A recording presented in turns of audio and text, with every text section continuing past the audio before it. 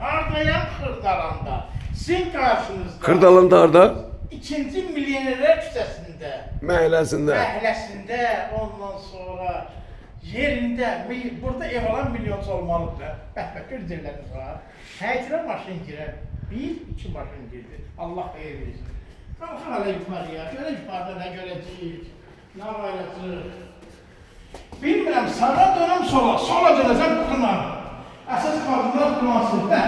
Nə böyük qınası var. Gör nə gözəldir. Yekər, hündür, 3-14. Patoloqun hündürlüğüdür. Bura bir zaldır. Bunun zalını da çək. Bu da zaldır. Yekər bir zaldır.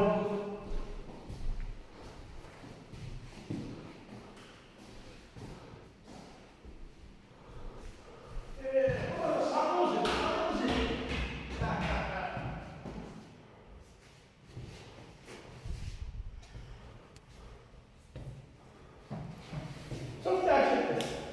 Aksiyonlar da kurulu var. Bir bakın ha. Bir an kez içeriye bak. Bak.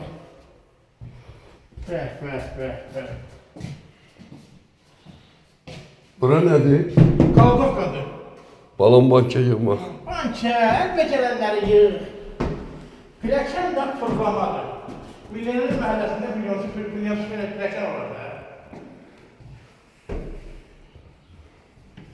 Allah Məhəmmədcə Əli özü olur bizə kömək. Allah kömək olsun bizim halımıza. Bu da bunun ikinci salonsu.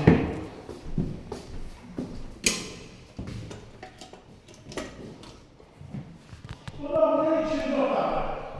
Ev boşanmışdan beraber stilik, kəmərli, ondan sonra yaşamalı bir evdir. Işıqlı evdir. Işıqlı. Allah sahamızı ışıqla çıxarsın biz de onun içində. Pol parket. Pol parket görürsən. Hep parket değil, laminat. Laminat. Bu da bunun üçüncü otağı. Balkonu. Bu balkonu. Bir dənə balkonuna baxaq hələ. Koyuyorsun çıxmayı. Oradan kebabı al, burada ye. Ləzzətləri, tatları. Gör nə qəşəngdir. Bəh.